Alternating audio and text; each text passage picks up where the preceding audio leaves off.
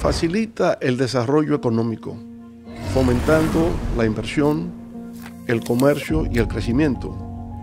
Proporciona servicios básicos como el agua potable, vivienda, educación, servicios sanitarios y fomenta fundamentalmente lo que tiene que ver con el bienestar. Me refiero a lo que tiene que ver con infraestructuras y de eso hablaremos hoy. Obras públicas e infraestructura, el vehículo para el progreso.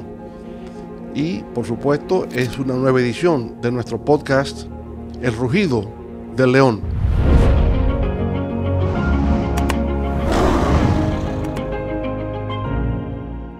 Y vamos a contar con la presencia de distinguidas personalidades, como por ejemplo el ingeniero César Arturo Fernández, quien es ingeniero civil, graduado del Instituto Tecnológico de Santo Domingo, INTEC. Tiene una maestría en Administración de Políticas Públicas en la Universidad Carlos III de Madrid, de España. Director del Centro de Estudios de Urbanismo e Infraestructura de la Fundación Global Democracia y Desarrollo Funglode y coordinador general del Proyecto de Infraestructuras para el Desarrollo RD 2044. Igualmente con la doctora Ana Moyano Molina, quien es doctora PhD en Arquitectura de la Escuela Técnica de Arquitectura de Madrid, en España.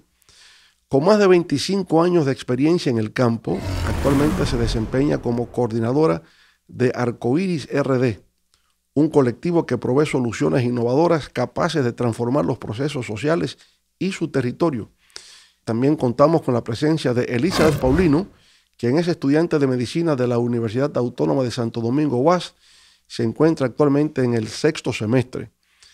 Como muchos millones de dominicanos, ella es usuaria constante del sistema de transporte, en especial el Metro de Santo Domingo, por lo cual entenderemos el impacto de las obras públicas en el día a día de todos los dominicanos. Bienvenidos.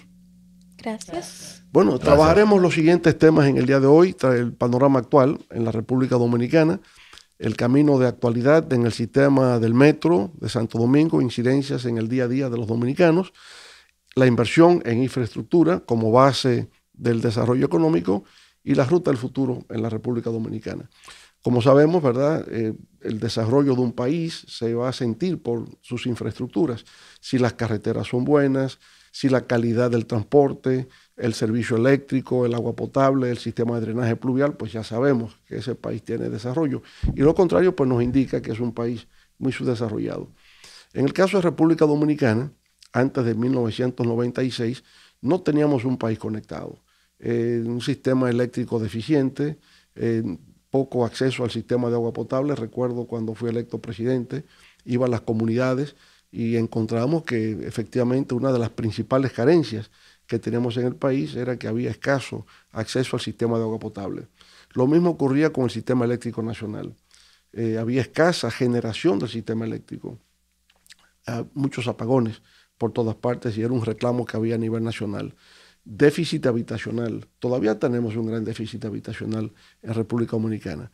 Por supuesto, hemos ido avanzando y se nota el progreso que es República Dominicana de una sociedad premoderna a una sociedad moderna. Quisiéramos empezar entonces con el ingeniero César Fernández. ¿Cuál es la relación que usted observa entre infraestructura y desarrollo social en la República Dominicana? Bueno, gracias por la invitación a este interesante podcast, presidente, y un honor compartirlo con distinguidos invitados. Yo le diría primero que para llegar al desarrollo social, partir del desarrollo económico.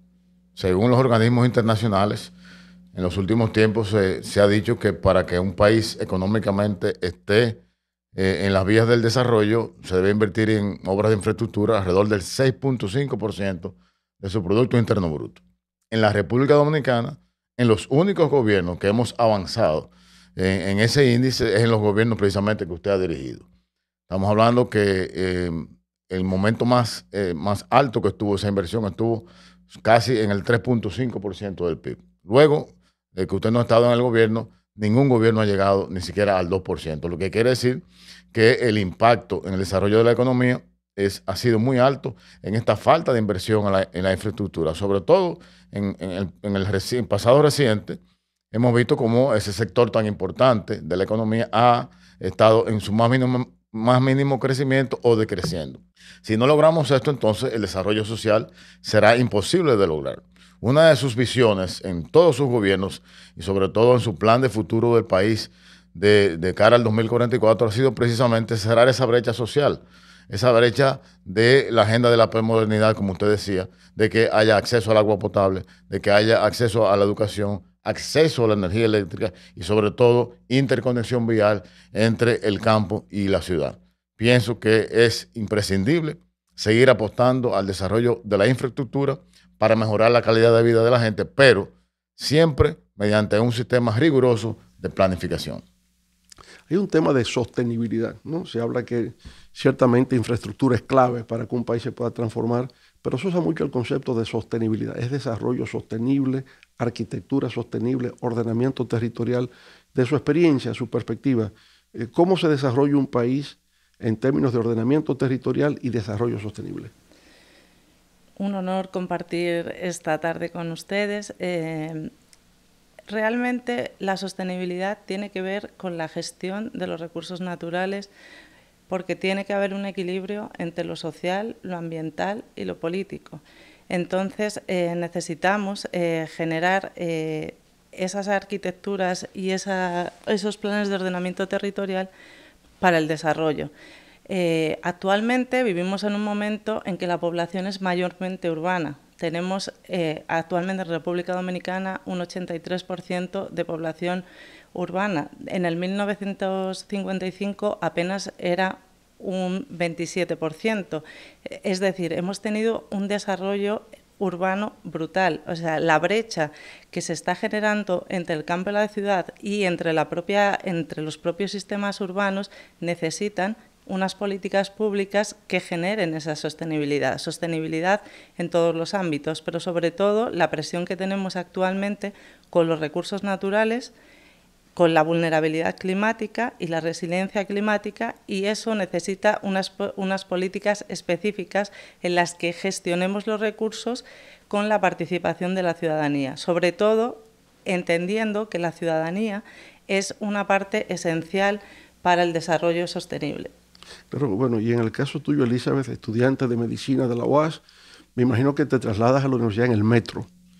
De hecho, para el metro y para mi trabajo, y para la universidad y para mi trabajo. ¿Y a tu trabajo? ¿Y en qué trabajas? Soy operadora. ¿Cómo dices?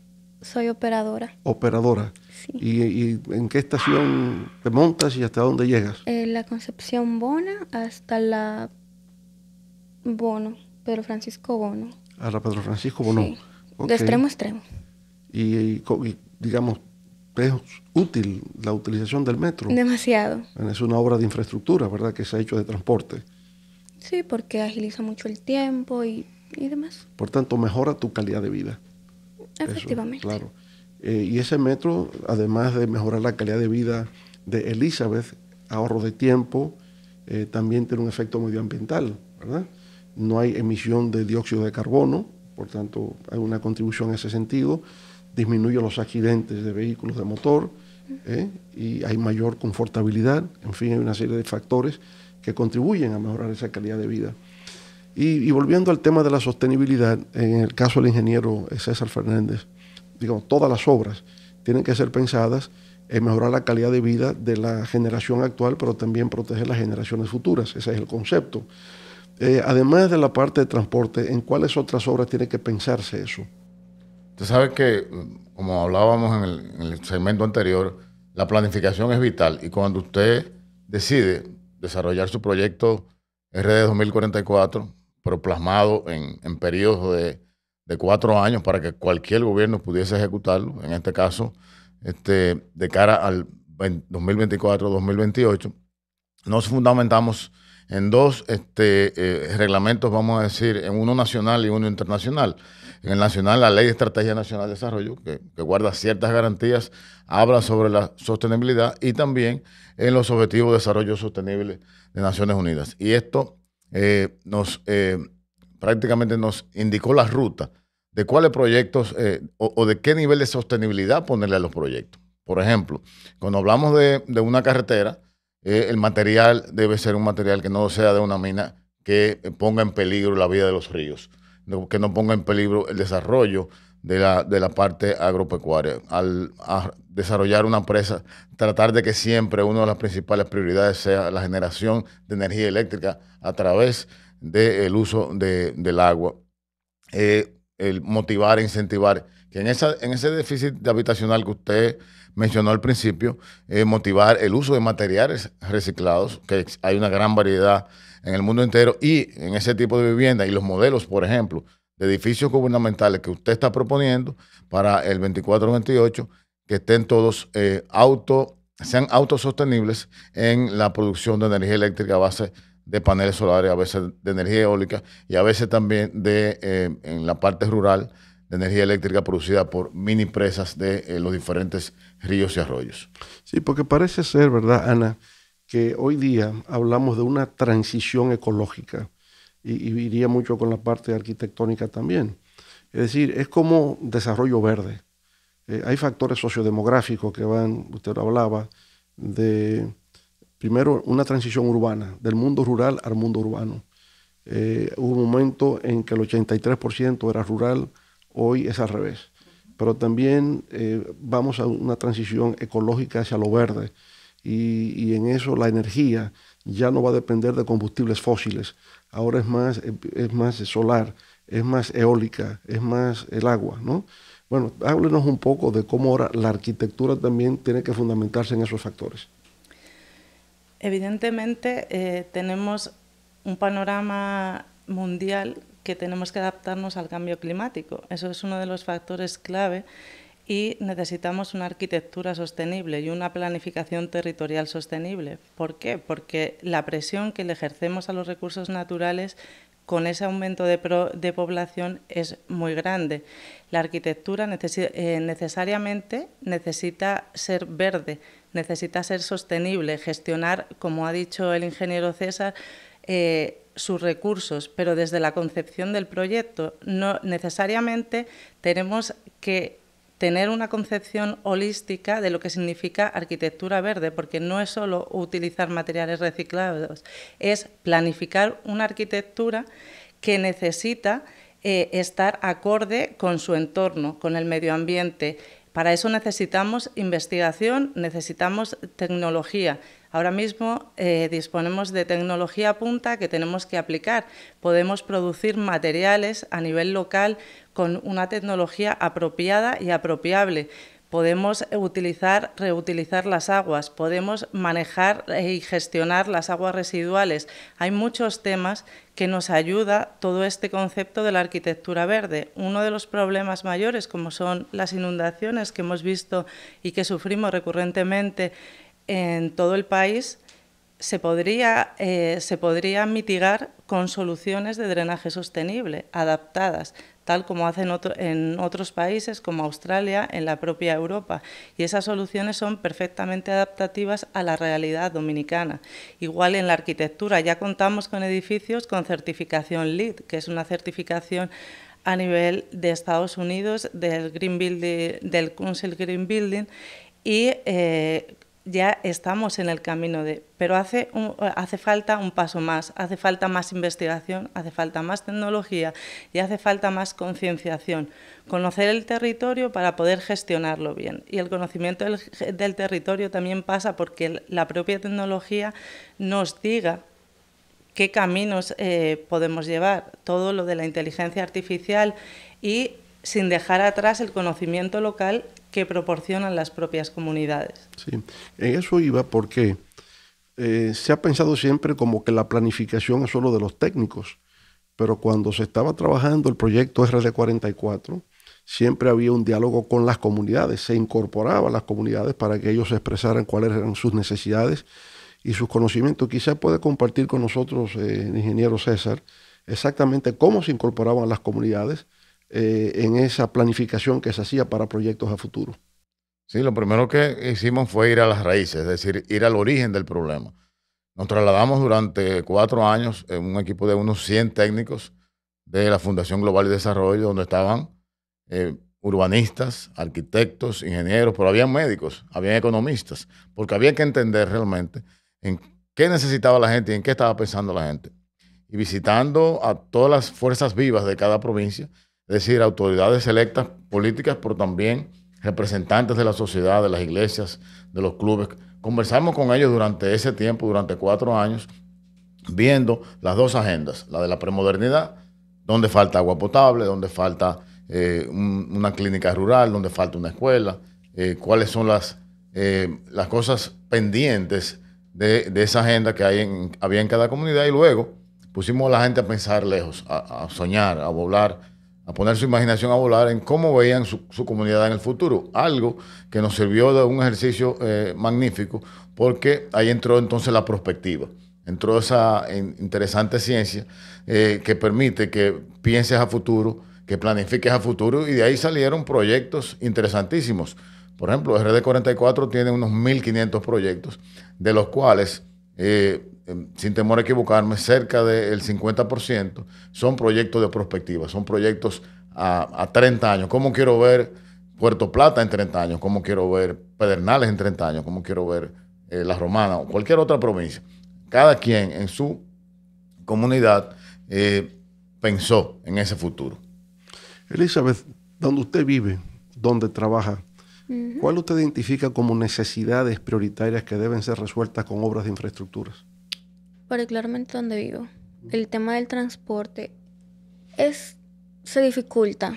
Entonces, como que se tendría que ver cómo agilizar, cómo capacitar a los choferes, las rutas, porque no llegan, y mayormente se tiene que caminar un pedazo enorme para poder llegar a los diferentes lugares y así.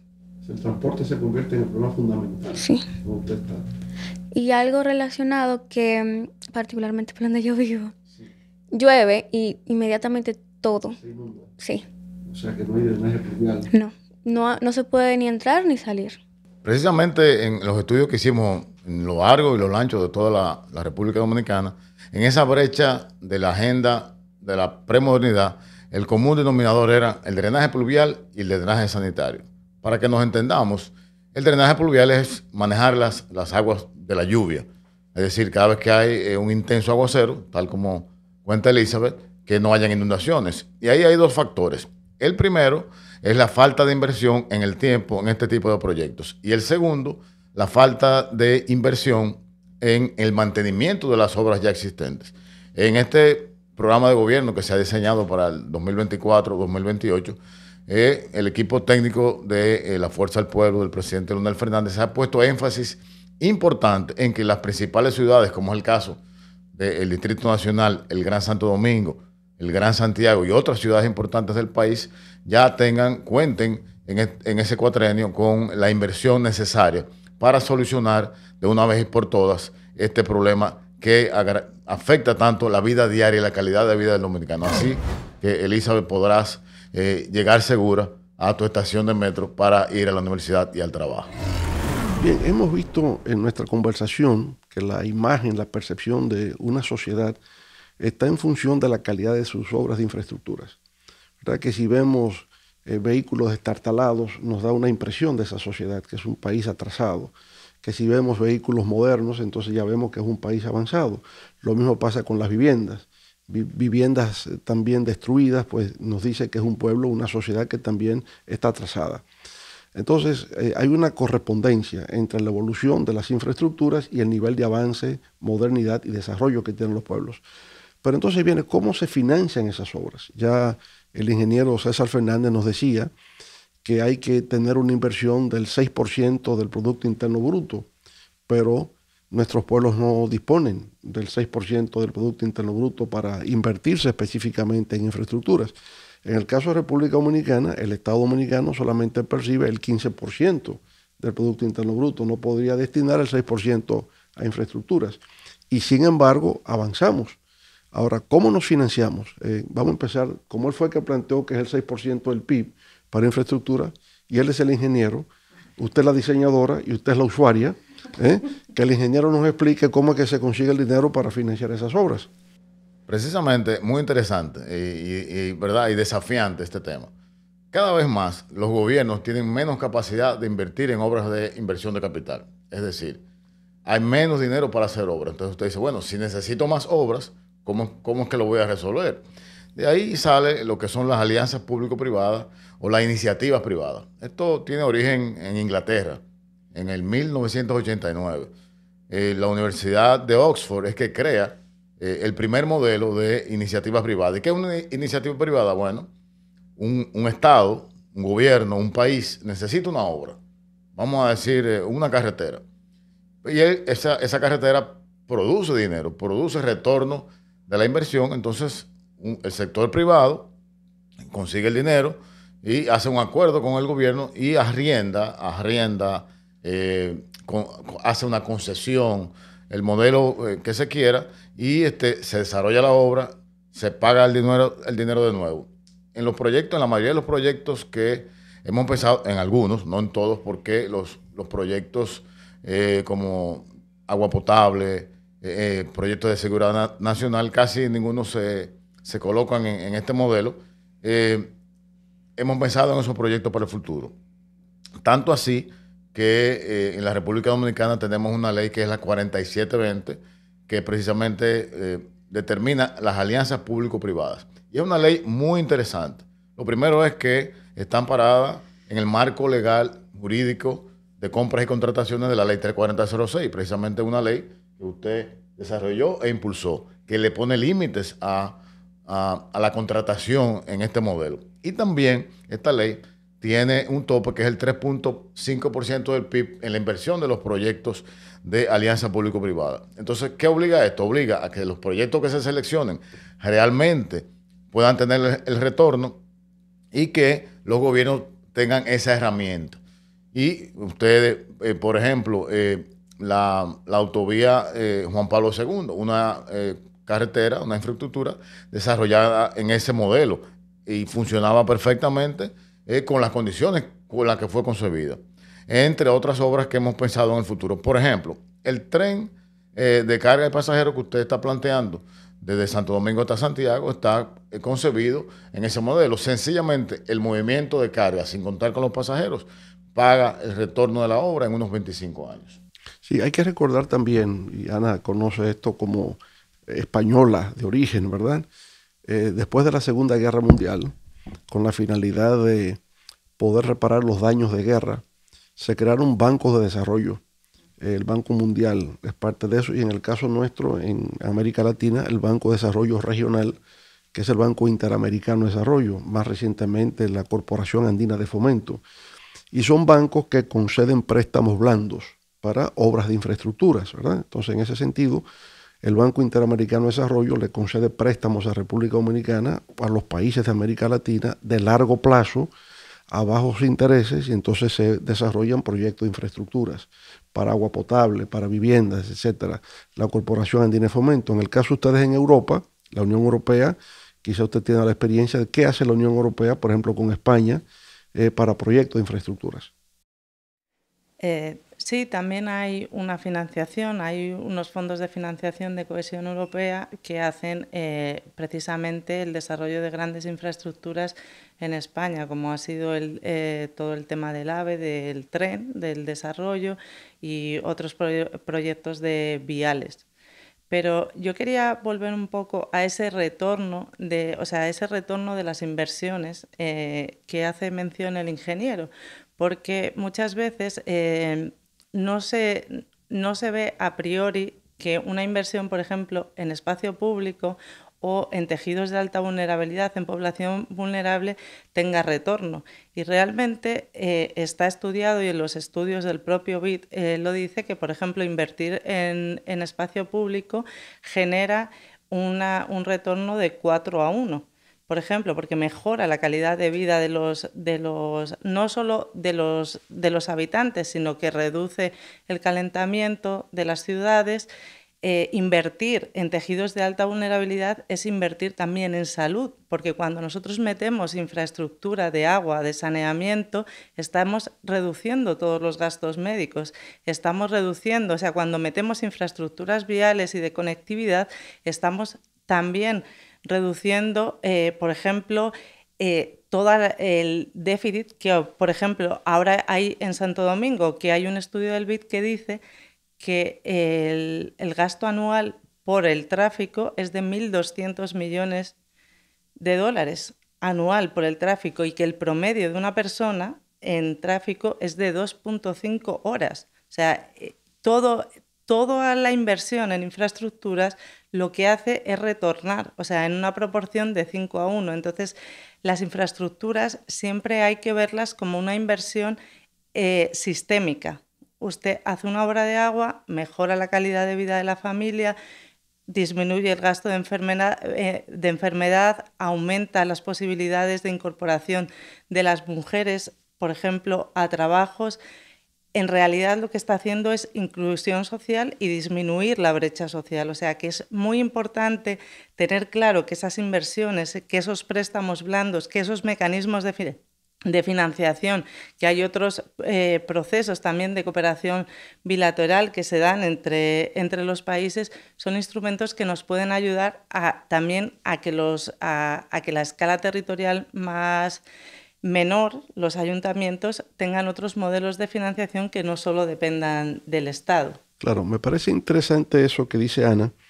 En el marco de la Unión Europea se da eso que llaman inversión de cohesión social, que no tenemos por acá. Es decir, la Unión Europea concede esos préstamos con la finalidad de que sean invertidos en proyectos de infraestructura a largo plazo, ¿verdad? Y que sirven para la cohesión territorial y cohesión social. Creo que en el caso nuestro, en América Latina, dentro del marco de la integración regional, podría darse una integración financiera, tener un banco regional al cual se podría acceder para fines de financiación en proyectos de cohesión social y cohesión territorial que aún no tenemos, para agua potable, saneamiento, ¿verdad? Y obras de infraestructuras. Porque al fin y al cabo, si se deja la suerte de cada país, pues no tendríamos con qué emprender las obras que respondan a necesidades básicas de nuestras poblaciones, y se retardaría mucho alcanzar el nivel de desarrollo que requieren nuestros pueblos. Entonces, yo creo que ahí está el gran desafío de cómo se avanza hacia la prosperidad, cómo se avanza hacia el progreso, y ya hemos visto que en los años anteriores, en los siglos previos, ¿por qué había poco avance? Porque no existían las instituciones financieras para poder atender a los requerimientos que tenían nuestras poblaciones. Es correcto, definitivamente, y el desafío está en cómo combinar las tres formas de inversión de infraestructura. Usted acaba de señalar los bancos de desarrollo, es importante, pero son clave cuáles son las obras, cuáles selecciono, a cuáles voy a garantizar el retorno en el tiempo prudente, la mejora de la calidad de vida y la infraestructura eficiente. También con el poco capital que ya tengo como país en vía de desarrollo, también cuáles obras selecciono, dónde las selecciono. Y finalmente el otro modelo, el que explicamos anteriormente, el de alianza público-privada. Creo que la inteligencia de los gobiernos del futuro estará en cómo combinan esos tres modelos, cómo seleccionan las obras para garantizar que el desarrollo le llegue a todos, que no sea solamente a un sector y a un segmento, sino que tenga impacto tanto en las áreas productivas, en las áreas de mucha inversión, pero también en la calidad de vida de los más pobres. Y efectivamente, porque también hay un elemento que se produce, ¿no? Y es que en la medida en que se va realizando obras de infraestructura, se va generando un plusvalor.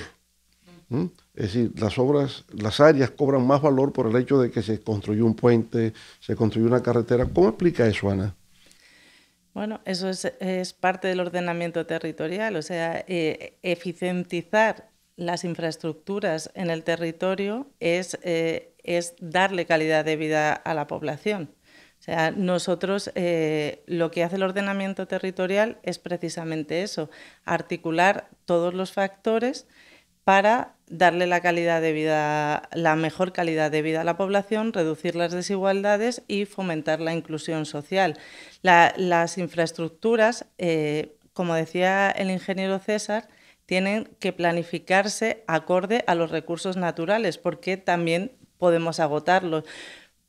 Por ejemplo, hay muchos acueductos que se diseñan sin tener en cuenta la capacidad que tiene el territorio y de repente nos extrañamos de que ese acueducto se queda sin agua. No es sostenibilidad solo de las infraestructuras, sino que el diseño no ha tenido en cuenta, por ejemplo, el cambio climático, el aumento de temperatura, los posibles desastres, las amenazas recurrentes, un tema que es imprescindible en la definición de las infraestructuras es la gestión de riesgo. O sea, ¿qué amenazas tenemos? ¿Qué exposición de riesgo tenemos? ¿Cómo diseñamos nuestras obras para que sean resilientes y adaptadas al cambio climático?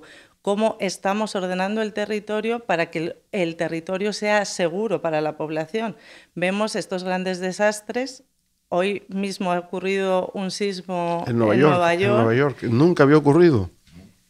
Y sí, o sea, son cosas que el riesgo sabemos que es cambiante y sabemos que nos tenemos que adaptar.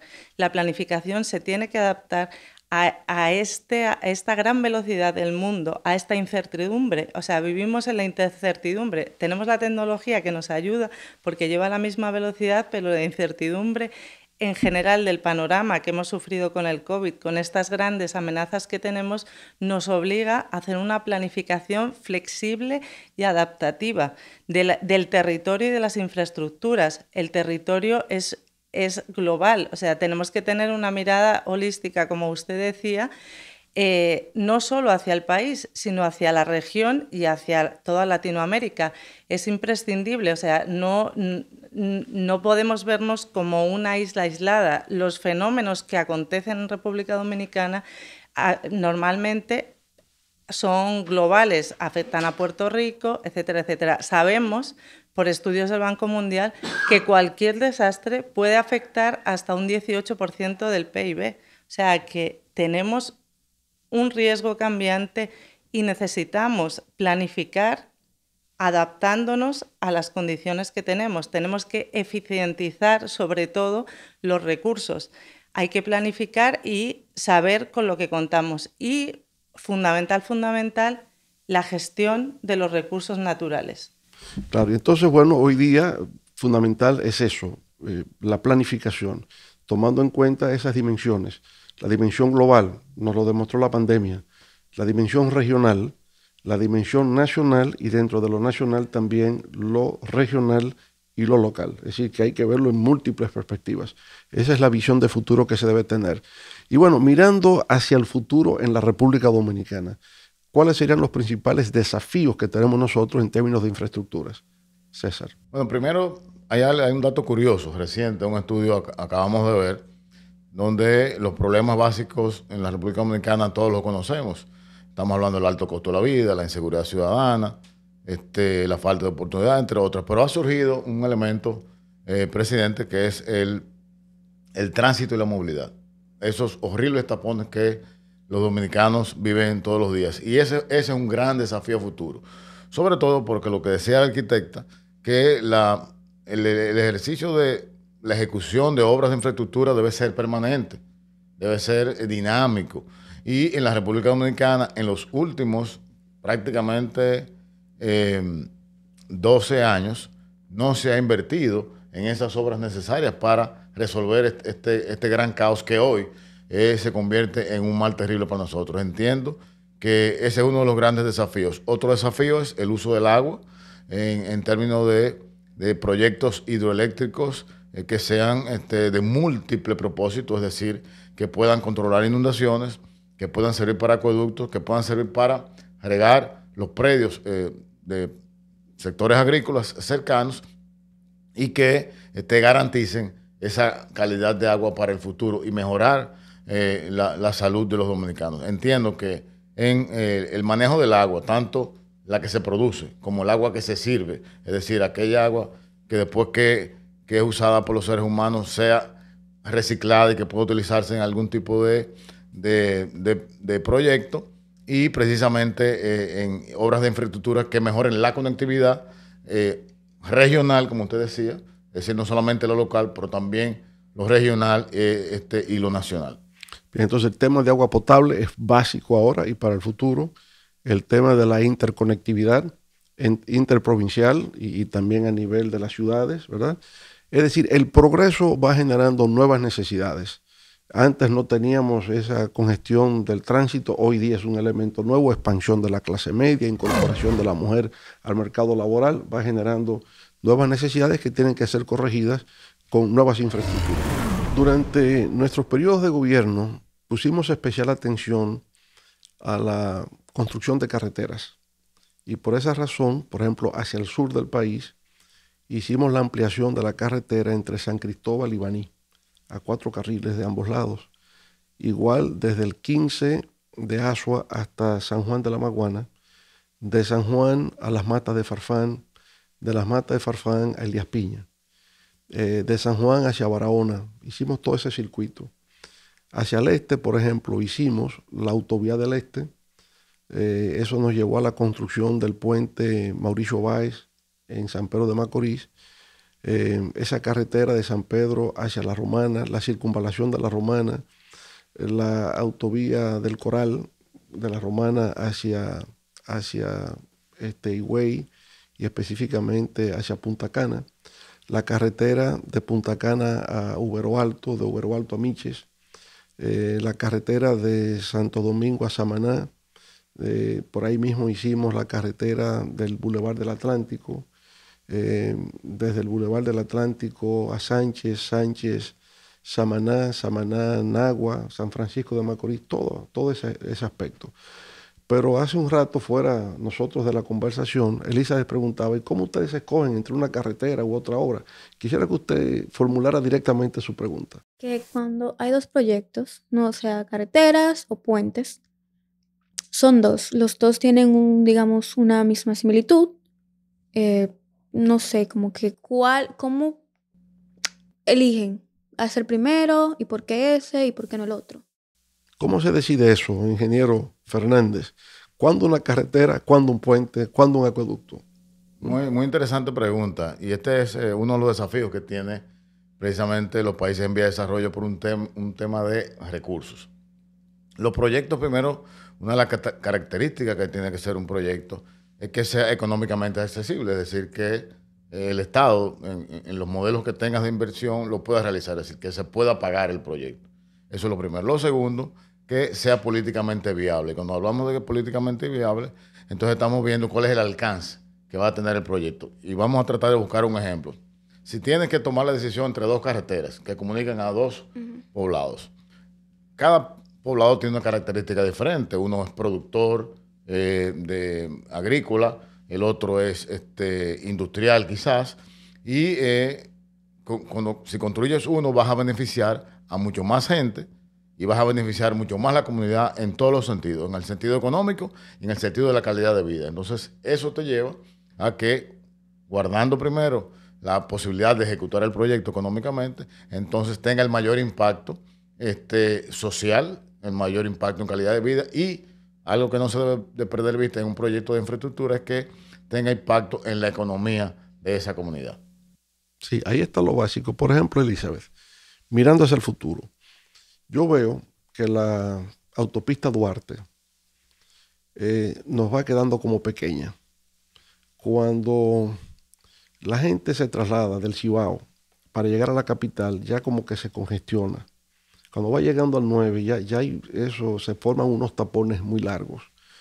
En la medida que va pasando el tiempo y la población va creciendo, se va a hacer cada vez más difícil. Entonces, pensando a futuro, yo digo, hay que construir un tren que conecte, ¿verdad?, a Santo Domingo con el Cibao, que ese tren pase por Bonao, que pase por La Vega, que pase por Santiago y conecte con Montecristi y con Puerto Plata. Es una larga ruta. Entonces, así como se hizo el metro de Santo Domingo, que va conectando desde la estación Mamatingó por Villamella hasta la UAS y que llega hasta el 9 por el otro lado, así entonces vamos pensando hacia el futuro. La población, hoy somos casi 11 millones de dominicanos, pero vamos a ser 20 millones en el 2050, entonces no se podrá llegar por vehículo hasta Santiago. Entonces hay que tener un tren pensando el futuro. Entonces, por esa razón escogemos la idea, seleccionamos la idea de construir un tren. La necesidad lo impuso, ¿eh? No fue un capricho, la necesidad se va imponiendo. Entonces construimos el tren. Ahora, también escuchamos a la gente. Y una cosa que uno ha ido aprendiendo es que la gente es muy celosa de su comunidad. La gente siente, es como usted, Yo le pregunté, ¿qué usted siente? Y dice, bueno, allá hay un problema de inundación. Donde yo vivo, cuando llueve, eso se inunda. Entonces la gente dice, yo quiero que en un gobierno suyo resuelvan el problema de las inundaciones. Yo quiero que un gobierno resolvamos el problema del transporte, porque donde yo vivo, por ahí hay que caminar mucho para llegar a una guagua. Entonces los pueblos son así, cada quien pide lo suyo, atendiendo a sus necesidades. Por tanto, el que sea una carretera, o sea un puente, o sea la obra que se decida, está en función de las necesidades que se van dando. Y eso se planifica. Los pueblos piden, los pueblos se acercan a través de sus representantes. Entonces, los pueblos se comunican, hacen encuentros, van planteando sus necesidades y eso se va llevando a las autoridades que planifican, deciden, y así es que las cosas se van haciendo. Exactamente, se presupuesta cuánto eso cuesta, cómo es, y se va realizando. Es una decisión democrática de abajo hacia arriba, los técnicos planifican y se ejecutan conforme a los presupuestos, a las necesidades, y en fin, es como un ciclo que se va dando. Pero Ana también nos contaba una experiencia de lo que es, de alguna forma, lo que llamaba Arquitectos Sin Fronteras y voluntarios, ¿no? Que participan en una obra muy, muy generosa y solidaria, porque tiene mucho que ver también con la pobreza, trabajando con batalles y con personas que viven en una situación crítica, buscando soluciones. Quizás nos pueda contar algo de eso, Ana. Sí, bueno, yo vine aquí precisamente de voluntaria a partir del huracán George a contribuir con la reconstrucción de algunas comunidades en los batalles y en los barrios de San Cristóbal. Hay muchas organizaciones nacionales e internacionales que ponen a su disposición voluntarios profesionales para aportar soluciones y conocimientos. También ahora mismo lo hacen las universidades. Hay un modelo de cooperación para producir investigación aplicada para generar conocimiento local y investigación local, pero precisamente que esté aplicada. Entonces, lo que se trata con estos voluntarios, por ejemplo, en el caso de Arquitectos Sin Fronteras, se llamaba cuando yo llegué, ahora se llama Arquitectura Sin Fronteras, lo que hacen es una serie de profesionales de la arquitectura de España, pues ponen su conocimiento a favor de las poblaciones más vulnerables. Lo mismo se hace con otros países, con la USAID, etcétera, etcétera.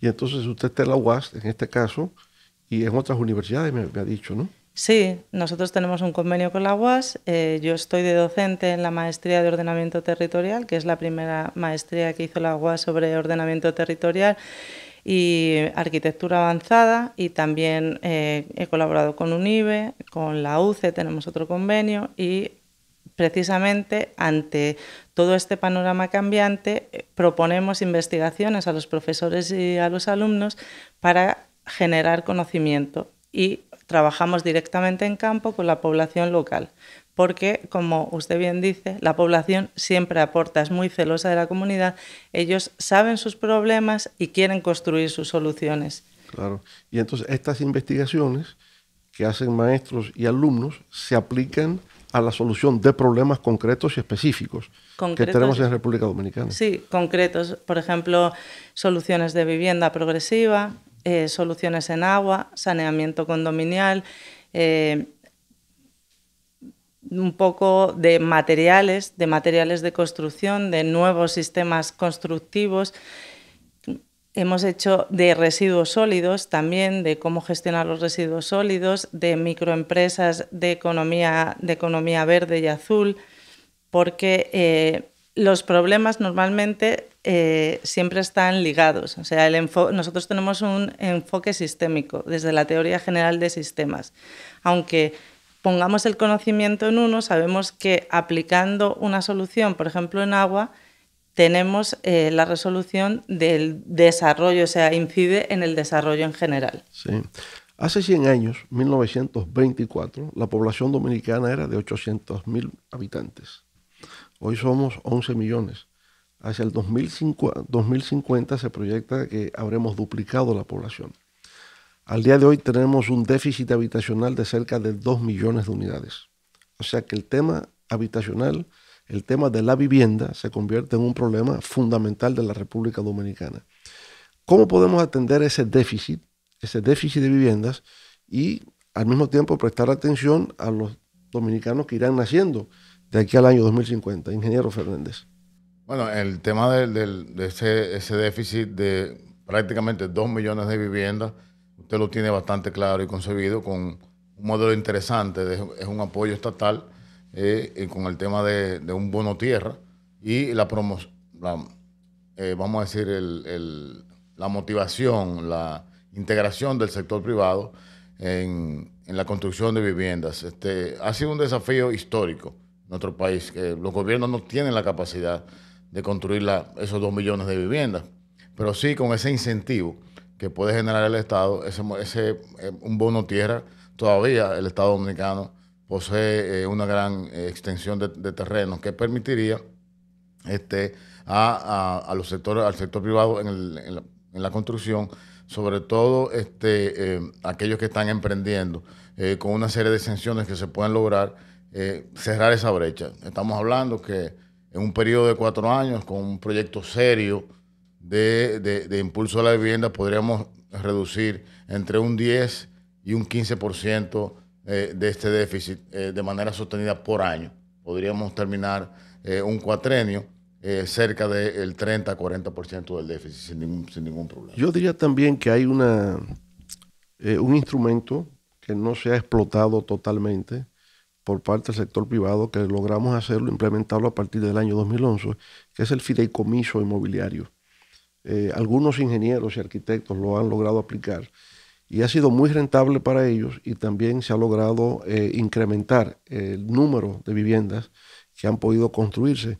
Yo creo que si se promueve adecuadamente y se ponen algunas instituciones financieras a trabajar con esto a través del fideicomiso privado, no el fideicomiso público que este gobierno actual del presidente Luis Abinader ha promovido, el fideicomiso privado en el área inmobiliaria perfectamente puede ser el instrumento adecuado para incrementar el número de viviendas. No sé qué le parece a Ana y al ingeniero Fernández la idea de un fideicomiso privado para promover el desarrollo inmobiliario de viviendas de bajo costo, sobre todo.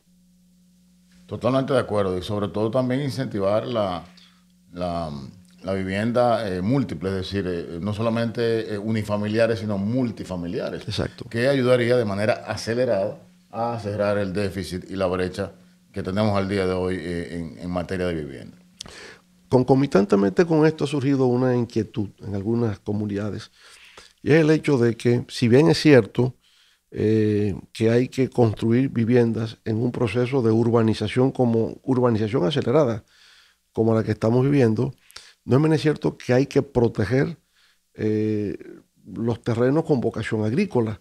Y entonces en algunos lugares como Moca, por ejemplo, La Vega, hay una tendencia a hacer uso de esos terrenos con vocación agrícola para fines de construcción de viviendas y establecimientos comerciales. En su área de ordenamiento territorial, ¿qué piensa que se puede hacer para evitar esto? Efectivamente, hay muchos conflictos de uso de suelo. Uno es con el área agrícola y otro es también con las áreas protegidas. Se está urbanizando indiscriminadamente en todos los sitios porque no tenemos instrumentos de planificación territorial. La nueva ley, que es de apenas hace un año, manda algunos instrumentos como los planes municipales de ordenamiento territorial, y hasta el momento hay solo 7 planes de ordenamiento territorial de los 157 municipios existentes, y no quiero decir nada de los distritos municipales. Necesitamos instrumentos de ordenamiento territorial que propicien evitar estos conflictos de uso de suelo. Si no definimos los usos de suelo, si no tenemos en cuenta las zonas que no se pueden urbanizar, no solo los predios agrícolas, sino las áreas protegidas y también las zonas de alta vulnerabilidad, como las cañadas, las zonas que tienen alta pendiente, las áreas protegidas por diferentes por diferentes condiciones, no podemos solventar este problema. Necesitamos instrumentos de gestión territorial y son urgentes y necesarios. Igual que necesitamos el reglamento de la ley, que mandaba que estuviera a los 6 meses de la promulgación de la misma, y llevamos 1 año y pico y todavía no ha salido ese reglamento de ley. Es muy importante estos instrumentos de ordenamiento territorial, es muy importante formar profesionales con capacidad en ordenamiento territorial.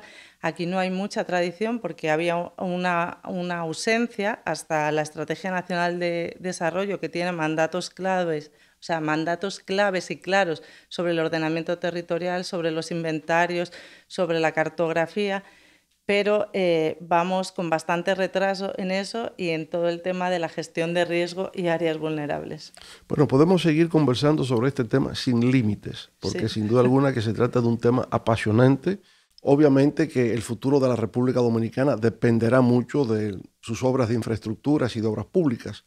Mirando hacia el futuro, pues creemos que hay que seguir construyendo escuelas, la expansión de las universidades, hospitales, caminos vecinales para los productores del país que puedan llevar sus productos a los centros de distribución y de comercio, puentes, por supuesto, crear carreteras para los centros turísticos, centros tecnológicos comunitarios, como ya lo habíamos hecho antes, la expansión del metro de Santo Domingo, el tren Juan Pablo Duarte, que nos comunicará el Caribe con el Atlántico, cruzando por el corazón del Cibao, y en fin, una República Dominicana moderna que será ejemplo para todo el Caribe y para toda América Latina.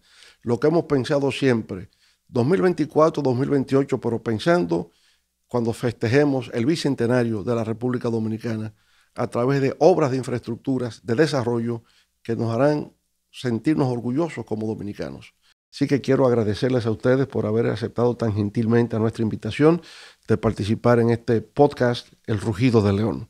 Gracias a César, gracias a Ana, Elizabeth, por haber estado con nosotros. Muchas gracias por su atención. Pueden seguirnos a través de nuestras redes sociales y de otras plataformas. Hasta la próxima.